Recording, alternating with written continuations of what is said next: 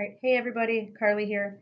I'm here with Don. He has actually never served in the military. He has two sons who do serve, and he's an employee at the school that I go to. And what do you Isn't that funny? She doesn't know what I do. I know her very well. do? I work here at the college as an academic advisor. So we have 5 advisors. We each have very specific program areas we deal with. And the area I deal with is mainly the manufacturing, energy, and ag divisions here at the college. Okay. And how are you associated with the veteran community? The college about a year ago wanted an advisor to have primary responsibility to work with vets. Now we all work with vets, but from my end, it was to get involved with. We set up a learning community on the Blackboard site, and I was charged with checking that and making sure that people were using it, etc. That's been my involvement thus far. We're talking about more expansion of that involvement as we try to create a physical space on campus, but that is yet to be determined.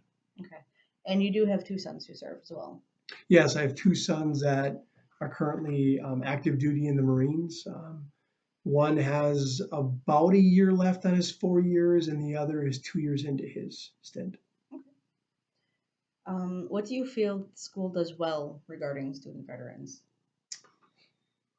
Um, for the vets that I meet, I I think what we do well is getting them hooked up with the financial resources that they're able to use for school. We have a person designated on the campus in our financial aid department. Her name is Jane Meyer. She works in financial aid, but she's really our veterans financial person as well. And I find that she offers really great services to the vets, gets them started on what they need to do. As you can imagine, a lot of paperwork with federal and state benefits. She gets them going on that process. I think one thing we do well is that all of us as advisors, in particular myself, if I meet someone and we're talking about financing school, one of the first things I'll ask do you have plans for financing it? And if they indicate they're in the military, we're all very good about getting that person hooked up with Jane immediately. Here's her email, here's her phone number, here's how you start the process. One thing she does very well are those veterans job opportunities Yes, emails yes, that she sends daily. yeah. And she's very accessible. She's in the financial aid department, and they have a walk-in basis type format, so you don't need to make appointments. You can stop in, and a lot of the vets will stop in just to make sure they're all set for, okay, do I have my benefits ready to go for fall? And even when they come back, they want to make sure everything is set, and she's very good about that. And whether or not it pays to take summer classes. Yes. That was one of my questions when I walked in there. And she's very good about explaining. For instance, my one son who's about to get done in about a year is now going through the process of deciding which benefits to use. So do I use post 9/11 or do I use Montgomery Bill? Mhm. She broke that down for me. And being not in the military, that alone was an experience. And she did a very good job explaining the difference and why one is better than the other. And did she describe to you about the Wisconsin GI Bill? That was also in the discussion. Yes. Sorry to miss that. Yeah, and she's very good about explaining it in a way that breaks it down simply. And I think that is something we do very well. Okay. But it's a matter of getting people in touch with her. Okay. So What do you think are some barriers that veterans face when deciding to return to school? I think funding is one. Okay. Not knowing what benefits they may have access to. Okay. I think like any other students, especially if they've been out of school a long time, Mhm. are some of the stereotypes that people think about school. Example, a lot of individuals think because we're a college, well, I'll be in classes with individuals that are all under the age of 20. And Carly's laughing because on this campus, our average age is 33. Oh, But it went up. it did go up. Oh, wow. But until she didn't know that. But until you meet with someone, you don't know that, and I think it scares people away sometimes. They're worried about that, so I think that's a barrier. What the barrier that I had with returning to school was I knew that I wanted to return to school. I knew where I was going to go. Mhm. I wanted my disability to hit first. Why? I don't know. Mm. I don't know. But I think that there's a lot of different reasons and a lot of different barriers that Hmm. students have. Hmm. And they might just have one thing set in their mind that they want to do it in this order Hmm. instead of go to Right, school, right, get BAH, and then your disability hits. right. Because my thought process was disability, school, BAH, and go from there. So I'm laughing because she again threw in an acronym there, BAH. I'm assuming that's like housing allowance. Yes. Just so you know, Yes. she taught me well, so I'm learning the acronyms. Go ahead. My next question: what is one thing about veterans that you wish you knew more about? And the lingo is an acceptable answer. Well, she already took one of mine.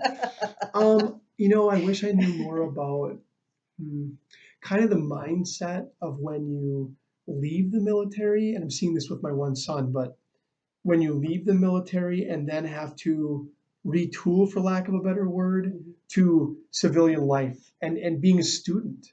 Um, to be in the military and then be a student in classes must be so different in many ways. So I wish I understood more of how that transition has to happen. Yeah. If that makes sense. Yeah. I know my issue is trying to find an appropriate spot in the classroom I've heard because that. I don't like having my back to the door. Yeah, I've heard a lot of that. And most of my classrooms, we have regular desks, so you can't see people's feet from the door. Mhm. So I'll put my purse there, and they don't know if I'm carrying or not. Mhm. I'm not most of the time, but just on the off chance that we do have, what is it, a code red? Yes, yes. So there was a big issue on If campus. we Right? did have a code red and we'd have to get down, That's a good point. I never thought about that. I would, because I keep my purse and stuff on the Mhm. floor Mhm. behind me Mhm. for that reason. Good, yeah, that's So, good. and Yeah. I always have to sit as close to the wall as I can because then I can have my back to the wall and nobody's behind me. I know that. So, No, we've talked about that in some yeah, of the areas. yeah. I think, and I think sometimes too that the commonality that I find that vets have with a lot of our, I'm going to use the word non-traditional. I hate that word, but I mean individuals that are over 21 years old. Mhm. When they come back to school, I find that they're incredibly devoted to it. Because yes, like you said, they're getting paid a housing allowance or the benefits they've earned. And a lot of the individuals we work with as well that are in their late 20s, 30s are also individuals that in civilian life have lost their jobs. So they're getting funding for school. So the commonality they share that I see is when they're in classes, they don't like to put up with a lot of nonsense, This right? is true. Yes. Okay. So when they're seeing students under 21 who look, they're here because they're being forced to be here, boy, they don't put up with a lot. And I think they get frustrated by it. But now from our end as a college, I'm thankful to have those people because they set such a good role model for the others. But I can see where they get frustrated because it's like, look, I'm here to get this training and learning and get this degree. I don't want to put up with this other stuff. Yeah. And in my program, for those of you who don't know, I am in the administrative professional program. Yes, I will be a paper pusher. Of all trained people. For sure. Yeah. Yes. I am the only veteran in my entire program right now. Oh, I never thought of that. Yeah. Yeah. And it's weird. Yeah, it's in the area that I deal with. Not that there's any reason or rhyme or reason for this, but I think one of the reasons the college asked me to be more of a lead for the advising role for veterans is because typically I see more veterans because of the nature of the programs I deal with in the trades area and energy and ag. Yeah. And that's just kind of the nature of the beast. I see a lot more. And I attribute that to having a specified skill set already from the military, and you need to find somewhere to flourish, somewhere to nurture that. And I know the trades program here is outstanding, so it makes sense to me. And it depends, like you said, depending on your training in the military, it's kind of a natural thing. That makes sense. Because when I first came to school, I had to sit with this guy and try to figure out if I was going to go graphic designer or Hopefully, I gave her the right advice. Well, I have more of a passion for administration than I do for graphics, so it happens. By the way, back then I was dealing with business programs, so just so you know. Okay. What do you feel is the biggest issue among the veteran community? In general? In general, as an outsider looking in. That's a good question. I don't know. I think I wonder sometimes from our end, if the veterans are wondering if, I'm gonna relate to school when they ask this question, if they should get more credit for experience they had in the military. And right now we use, as Carly knows, we use DD-214s and ACE transcripts, but I wish we had a better process. And I think they wonder if I did these things in the military, then shouldn't that translate into training immediately or credit? Right. And that would be one thing I think they'd be wondering about. Yeah, because with my training, with my transcript from the military, I only had one class that transferred over Right. that I didn't have to take, and then I tested out of another one Right. because of my experience.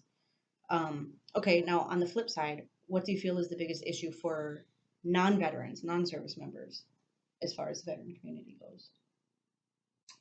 A lot of anxiety about what to ask and what not to ask. So I guess I'll use my sons as an example. Okay. So when they're home on leave, of course, people want to ask them about the military, and for the most part, they're not interested in talking about it unless they want to talk about it. They're on leave, they want to leave that behind. But I think it's a natural thing that people that aren't. Hey guys, Carly here. I know you guys just finished watching my interview with Don. It got cut off because my computer decided to be really wonky. So I'm sorry about that. I don't know what to do unless I re-interview Don, but I don't think that's really feasible at this point. So I just wanted to say sorry and that I was not anticipating my computer to screw up. I think I'm going to have to start finding something else to record these interviews, so I'm going to play around with a few ideas that I have. Again, if you have any questions or comments or concerns or, anything that you think might help these interviews evolve into something better, feel free to let me know. I am open to any and all ideas, considering that this just started. I also apologize for taking so long between videos. I am trying to juggle family life, a job, and trying to find veterans to interview. So bear with me. I'm going to go from every week of posting a video to every other week. And in 2 weeks from today, actually, I will be in Idaho, so hopefully I will have a fresh barrel of veterans, if you will. So bear with me. I am doing what I can to make this work. Thanks, guys. I appreciate your patience. If I could talk. Thank you. See you later.